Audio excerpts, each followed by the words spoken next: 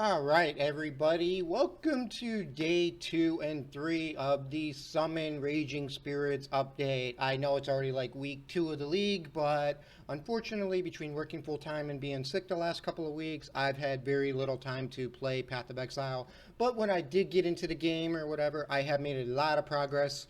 I have finished a lot of this account stuff for the league, so we are going to get into where the Summon Raging Spirit build currently is. This build has basically been a budget capped of 300 to 350 chaos max, no more. I bought a couple of new pieces of gear, I bought a couple of level 21 gems, and that has been about it. Otherwise, the rest of the gear I either still had from the original couple of days I played or I found myself. So it is very budget friendly. Even without the level 21 gems, this entire build, the biggest item I bought with, if you do not count the gems or whatever, is this bone helmet for the +1 to all minion skill gems. It is not even a good roll. It is not even any good stats or anything, minus the life and the minion and the rarity. That is it. Like, this is like the bare bone strip version of +1 to all minion skill gems. We currently are level 93. We have decent stats, enough to basically cap our gems and everything for the most part.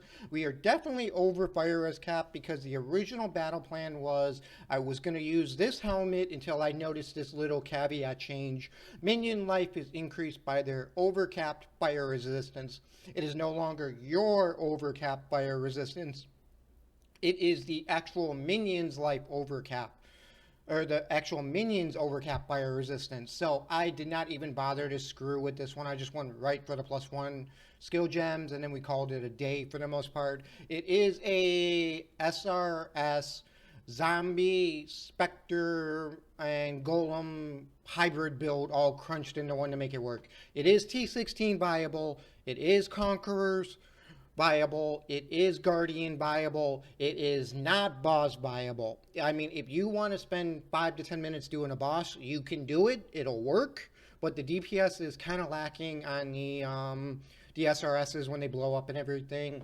And the specters are not fully amped up along with the golems and the zombies. It is a bare, it's kind of like a more of a defensive, but yet the specters still do a lot in maps. You will see I've changed the specters from the Legion Specters and the Syndicate Specters, not Syndicate, synthesized Specters into Frost Sentinels and Fire Sentinels. These are very OP when you guys see the gem links. Okay, enough of my ranting. Let's get into the gear real fast. There will be a path to building in the description below.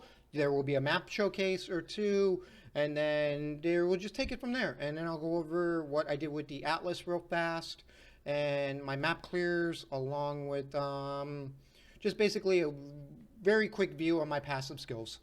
Alright, we have the wand. This is basically, I believe, the same wand we had last time, so no real big change here. We did change the setups though. We got Skitterbots, we have Determination Max, and we have a Divergent Summon Holy Relic. I put this in for life regen on both me and my minions. This has been a tenfold helper in clearing maps and also in the actual Ancestral League mechanic. That is very, very helpful. Not mandatory, but it does help. Alright, we got the Bone Helmet. We are running Stone Golems. This is a +1. This is a level 21 Stone Golem. This is a 21-23 gem. We got Feeding Frenzy with life support and meat shield. In the shield, I put Flesh Offering with Desecrate and Flame Dash. This is utilities just for our Flesh Offering skill. Main skill is still SRSs. We have the 21-23. Actually, I believe this is a 20-23 gem. So this is only the +1 from the helmet. We have Conk Effect. We have Minion Life. We have Fire Pen, Elemental Focus, and Unleash support. For the boots, we are basically running Raised Specters. We are Feeding Frenzy, so the Specters are aggressive until I can figure out what I'm going to be doing with the Specters. We have Chain support, and we have Greater Multiple Projectiles. Very, very good combo. The belt is still the same Siegebreaker belt. The gloves, I think, are still the same, but the gems are now Elemental Army, Minion Life, raise zombies, and summon skeletons, battle summon skeletons. So this is our utility DPS skill. Alright, let's jump on into the Atlas. I am fully completed on the left favorite slots. Some of these I did myself, other ones I literally spent about 400 chaos max just buying the slots. So if you cannot do the bosses, I highly recommend you just buy the slots and get it over with.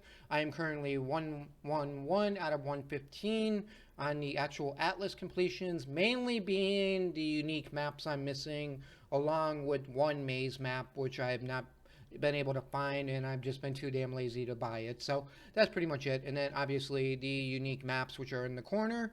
Let's jump on into the Atlas passives.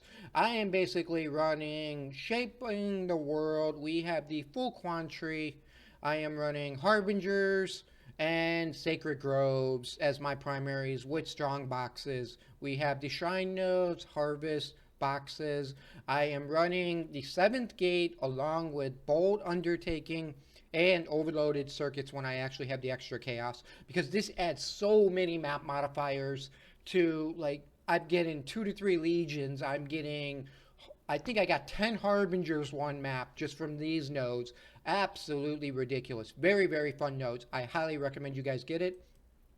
Obviously, the shrine nodes, I am starting to block off things I do not want. Eventually, these will all be blocked off. The only thing I will have up is going to be Sacred Grove. Sacred Groves are very, very profitable for me right now, especially with this build. So I will showcase that. I still have the Wellspring of Creation for 25% less damage. This build is a little squishy. I have not optimized it to be full tank yet.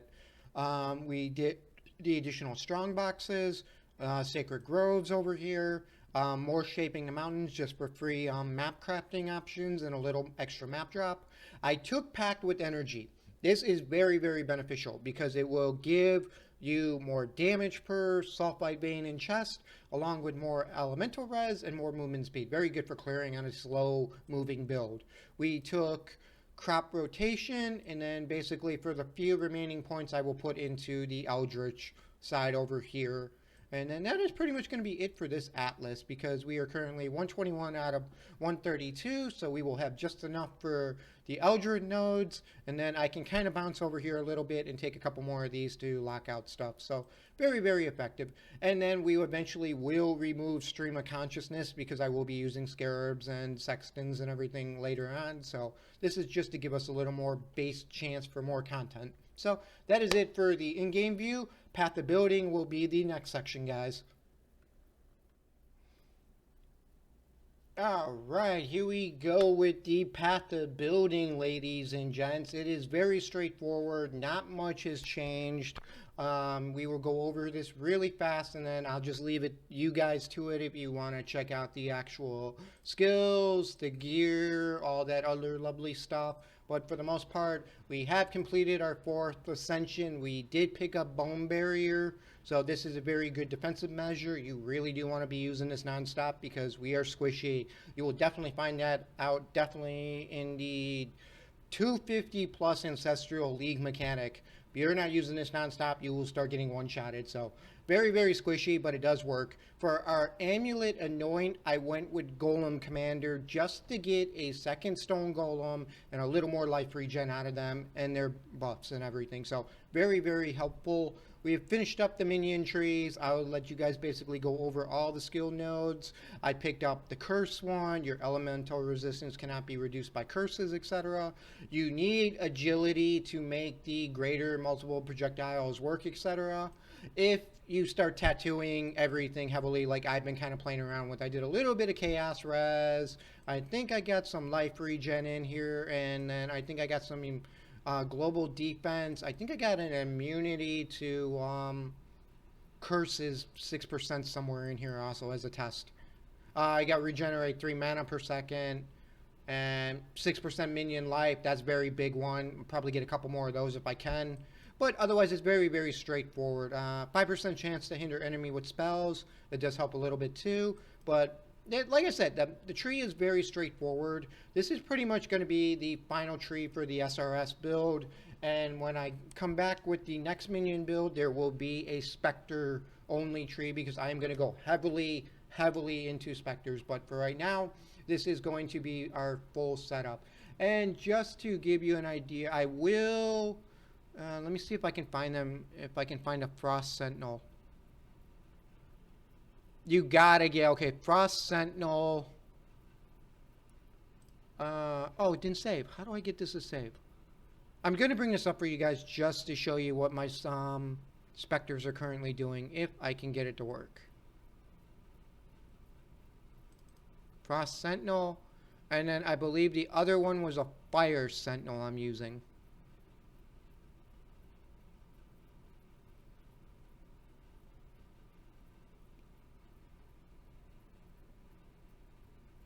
Okay, I do. Oh, Flame Sentinel. There you go. Okay, we'll save both these. And now we'll we got... We're going to use Multi-Ice Spear for the Frost Sentinel. So our Sentinels are basically doing non-stop about 15, 16k DPS. Not too bad. I mean, considering it's like I'm not fully Sentinel. We got the Split Ice Spear. The lesser Multi-Ice Spear. Yeah, so it's pretty decent. And then the Flame Sentinels are going to be hitting with the multi-fireballs.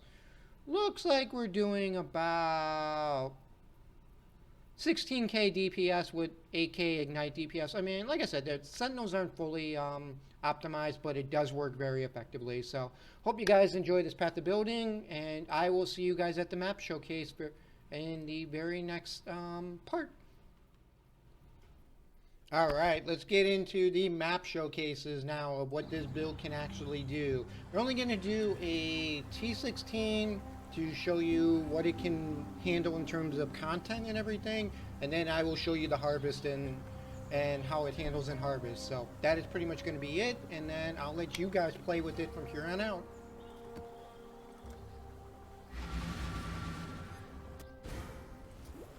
Now, I do want to prioritize that the Spectre change is what's really going to help your map clear speeds. Like, your Raging Spirits are still going to be primary, but God, the Spectre spam and shenanigans are absolutely insane for helping your map clear. Not to mention versus the Harbingers and everything else. And yes, everything is very viable. It does not die a lot, which I've kind of got that figured out pretty well. And then obviously, yeah, this is going to be a big one, so. There's like 3 Harbingers here. And just let the minions do the work. Occasionally summon your Spirit Offering.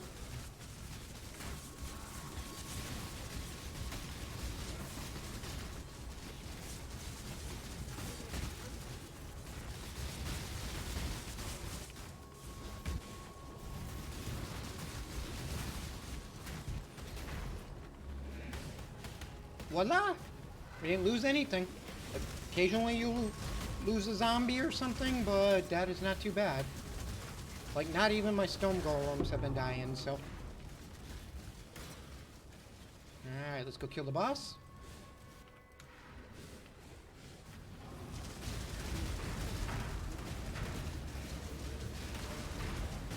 Like I said, your Raging Spirits are going to be a lot of your powerhouse damage. But the rest flow pretty nicely.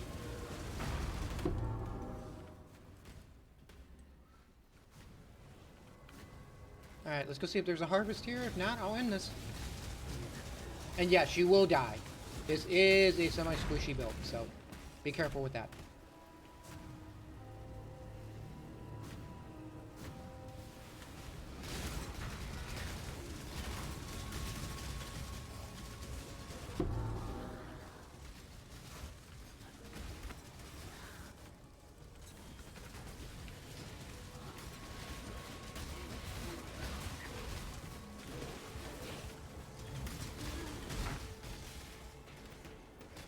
It's not the fastest clearer, but for the budget and for a 100% league starter, this is very, very effective.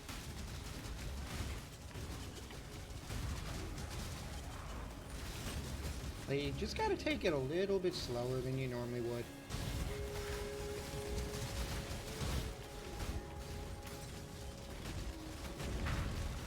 Yeah, another herb. Or not.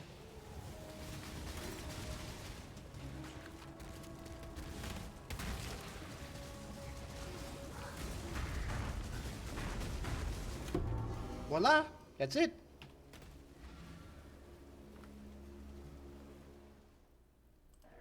And now the quick harvest showcase. This is a T16, fully juiced almost, so gotta be a little careful when doing this, but it does work.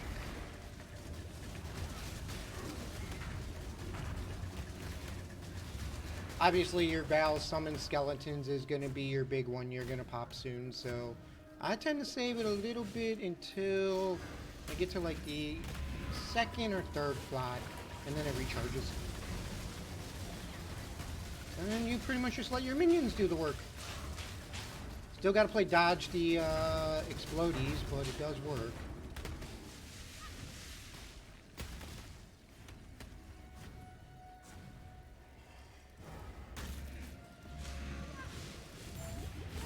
Oh! Ah, see. Like I said, it's squishy.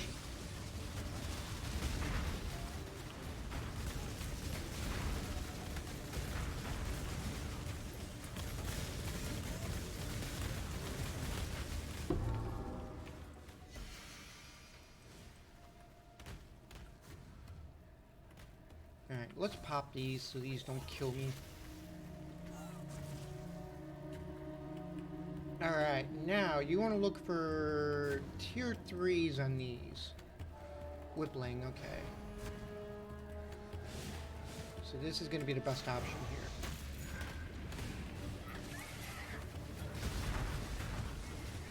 This is where you make your money.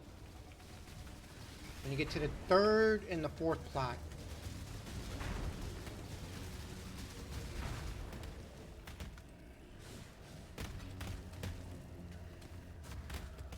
Vultures, perfect. That's what you want. Vultures give the best currency ratio, which I will do another video on that later.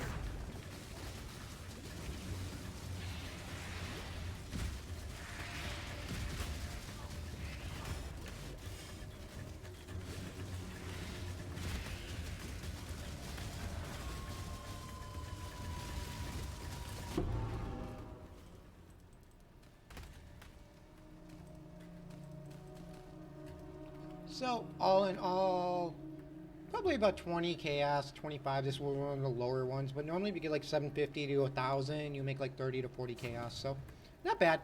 Alright, that is the harvest showcase for you guys.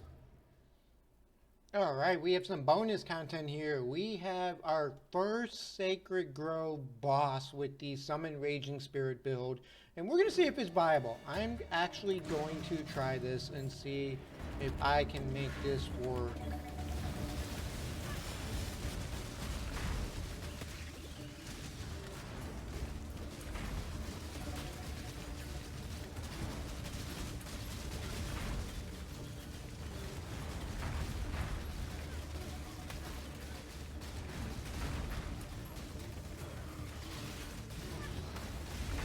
Ooh, that's a devourer.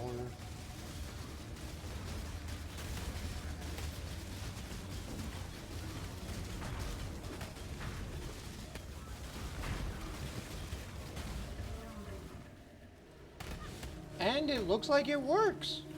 Not bad.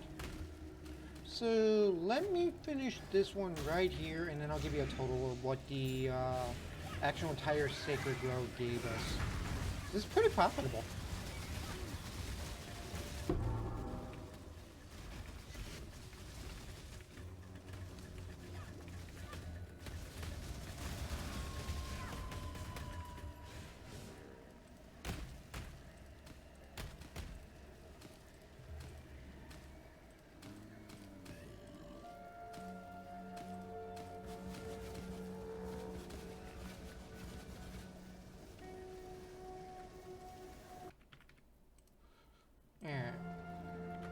We got 35 chaos from that. 25 from that. Not bad. So 60 chaos just from one Sacred Grove. Pretty good.